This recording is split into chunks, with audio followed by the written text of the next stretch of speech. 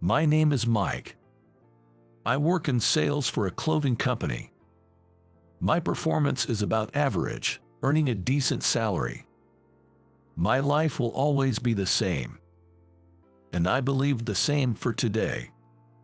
Delivery for you. That day, I was delivering items like bandages and disinfectants to a small orthopedic clinic. The receptionist was supposed to come and get them, so I just left the big cardboard box at the front desk and planned to head out. Ouch! I accidentally let the box slip from my grasp, dropping it right on my left toe, and the pain was immediate. Though the box was heavy, luckily, nothing fragile was inside. I first checked the products for damage, but then... I tried to stand, but couldn't. The pain was too intense. Seeing this whole incident, the receptionist looked concerned. "Are you okay?" "Just for my pride," I replied. "I'm fine." In which I honestly wasn't. Removing my sock, my toe was already red, and I figured it'll bruise horribly over time. I thought of icing it, but could barely move without limping. "Need help?" The receptionist had alerted a doctor. The clinic was nearly empty as the consultation hours were almost over.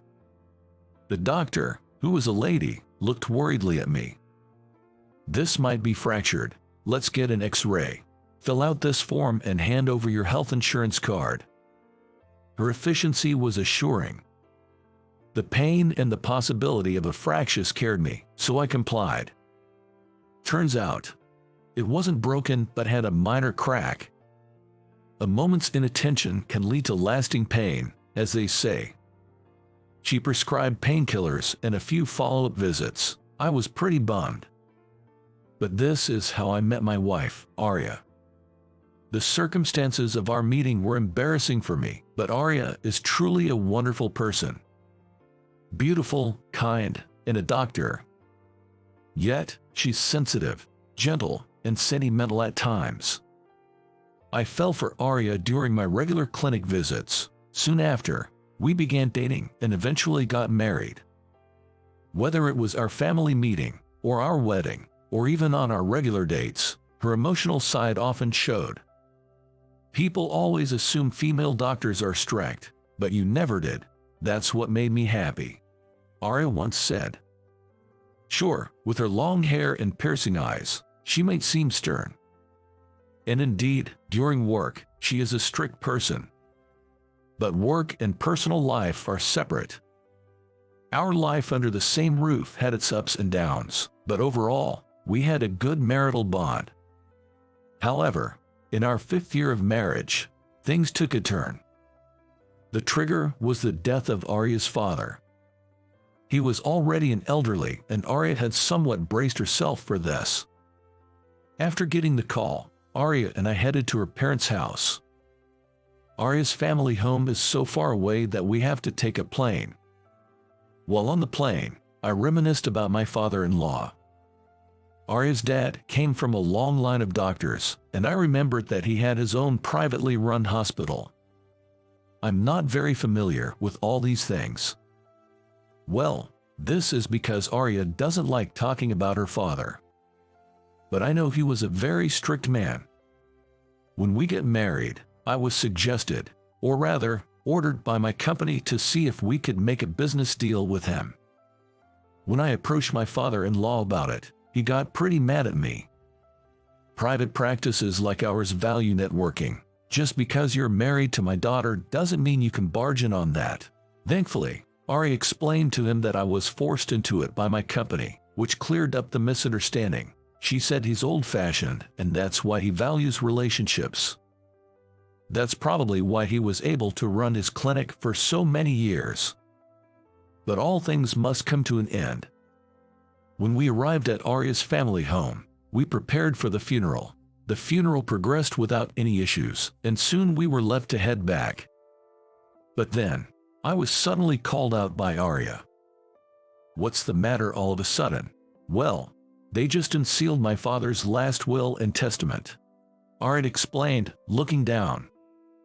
It seems her father had considerable assets and named Arya as the sole beneficiary.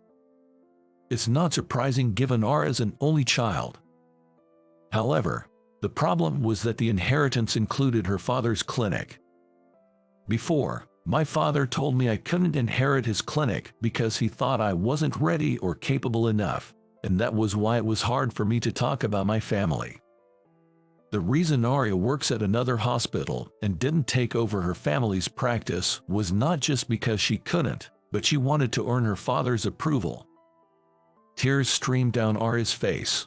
I thought, no matter what I did, he'd never recognize me, but in his will, he left the clinic to me. He said, "It's up to you now. I want to look after the clinic." Those words weighed heavy on my heart.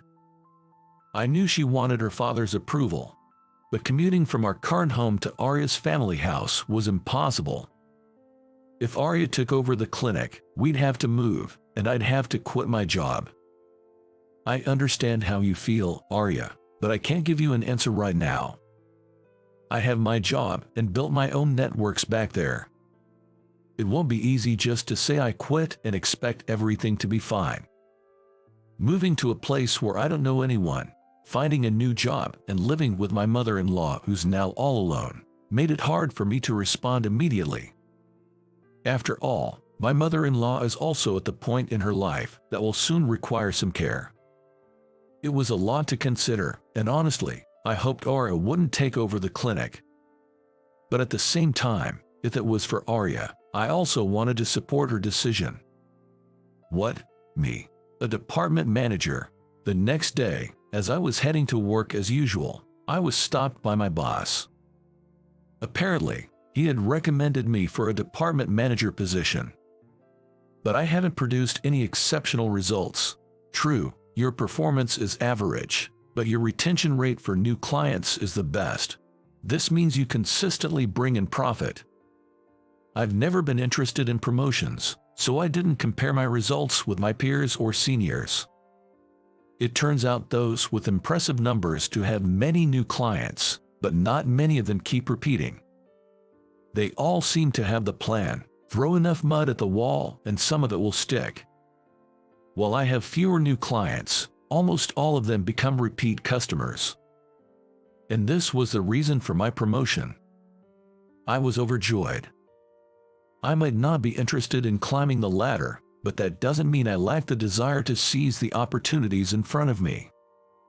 For the first time in my life, I was genuinely excited about a job opportunity. I bet that's how Arya felt too. I couldn't let my selfishness ruin Arya's career. So, during my break, I called Arya and discussed the promotion. "Sorry, honestly, I can't move there. I talked to the boss, and there's no branch there. If I transfer, the promotion might be off the table." "Well, if that's the case, it can't be helped." After discussing, we decided to prioritize our careers. Essentially, we chose to go our separate ways. Of course, I love Arya dearly. But this isn't like a temporary work assignment. We'd be working in different places without any plans to return. Carrying on a marriage in such conditions would be pointless. So, we decided to divorce, but there are no regrets since it was a mutual decision out of respect for each other. Fast forward 20 years. In that time, I went from a regular employee to a supervisor and then to a department head. Being single does feel lonely sometimes, but without a family to worry about, I could immerse myself fully in my work. Having my first team and being in a leadership role was thrilling and made work so much fun. Of course, Arya and I still keep in touch. Once a month or once every few months. We chat about work and life updates, so we've managed to maintain a good friendship. I thought it would always be like this. But until. Breaking news, there was a significant earthquake just a moment ago. While having lunch at a burger shop, my eyes were glued to the TV setup in the place. Apparently, there had been a massive earthquake, equivalent to magnitude 7. The news quickly reported on the areas that felt the most shock, and Arya's town, where her hospital was located, was one of the hardest hit. Arya. I tried calling her immediately, but didn't get an answer. No matter how many times I dialed, there was no answer. Although I did go back to work temporarily, I was too distracted to do anything. Sneaking a peek online, I found some helicopter footages of the affected areas. Arya's region was severely damaged. I rushed to inform my workplace and managed to get a week off. Thankfully, I had a great team who understood and supported my decision. I headed straight for Arya's place. It took a while, but I finally made it to her hospital. But no, this can't be. Arya's hospital was completely destroyed. The building that once stood there was gone. Overwhelmed, I fell to my knees, tears streaming down my face. Memories of Arya flooded back, and I couldn't help but scream out in despair. If I kept Arya by my side, would things have been different? If we had moved here together, could I have protected her? Endless what-ifs consumed me. But no matter how much I cried, Arya was gone. Mike. Suddenly, a familiar voice echoed, and I turned around. Arya was looking at me, looking absolutely worn out. It's not a mistake, Arya is definitely there. I was so overwhelmed with joy that I stood up. Arya, Arya, oh thank goodness. I ran towards her. Although Arya looked ragged, she didn't seem to have any major injuries. Why are you here? I flew over here out of worry, saw the news about this area on TV, but when I arrived, the hospital was. Saying that, Arya began explaining, looking sad. On the day of the earthquake, Arya had been visiting her mother's and father's graves. Her mother had passed away the previous year, and it wasn't even the anniversary of her death. But Arya continued, "You might find it strange, but I just felt the need to see my parents' faces. Now that I think about it, maybe they were calling out to me." Apparently, Arya was caught in the disaster while visiting the graves and luckily escaped unharmed. However, with so many injured, the disaster-stricken area was chaotic. That's when Arya, an orthopedic surgeon, headed to a large hospital to help. It's not settled yet, but volunteers have been coming to help. I also came to check on my home. Arya looked sadly at the hospital that had collapsed. All the effort I put in after taking over from my father, it's all gone now. Seeing Arya with a face of despair, I tightly hugged her. "I'm sorry I couldn't be there for you during these tough times." "You don't have to say that. At the end you came to see me, didn't you?" As Arya said that, a tear trickled down her face. I faced her. "I'm so grateful that you're alive. I thought I'd never see you again, and I cried for the first time in a long time." "Haha, I'm glad your tears are still doing its job.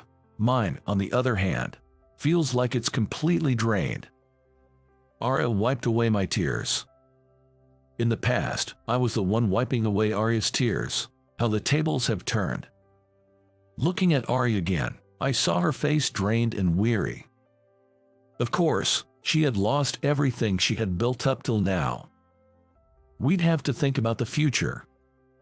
I knew that such matters should be approached rationally so that both of us would be satisfied, but at that time, I was too overjoyed by the fact that Arya was alive and couldn't stay calm. "Arya, how about coming back to me?" I'm not forcing you, but I regretted it so much earlier. I should have been with you. I was filled with so much regret. That's how much you mean to me. I don't want to feel that way ever again." Saying that, Arya responded, "Yes, I also want to be by your side again. You came to save me when I was all alone. I don't want you to feel lonely either." And so, Arya and I decided to get back together. But that doesn't mean we can just start afresh immediately. With Arya's family home destroyed by the disaster and many still injured, the presence of a doctor is crucial. "I'll contact you once things settle down." "Got it, I'll prepare on my end too." And so, we separated again, promising to reunite. 1 year later. I never imagined I'd come back here, and I certainly didn't think I'd be able to start my own clinic. Arya returned to me and even started her own clinic. The name was carried over from her father's hospital. In her heart, it might have felt more like a relocation. By the way, the startup funds came from my early retirement package. Actually, the company's performance had been poor for the past few years, and they were looking for early retirees. I was pondering what to do, but with an added bonus to the severance package, I decided to use that money to build Arya's clinic. So, this clinic is co-owned by both Arya and me. But all I could do was procure necessary equipment and some basic clerical work. Also, using the connections I had from my job, I managed to recruit some clerks and nurses. According to Arya, having been away from this land for so long, your connections really helped. There aren't many orthopedic clinics around here, and it quickly became popular among the elderly. It's thanks to you that I could start over. Truly, thank you. Thank you for being by my side. You never know what life will throw at you. But even if I'm told my life ends tomorrow, I want to be next to the one I love.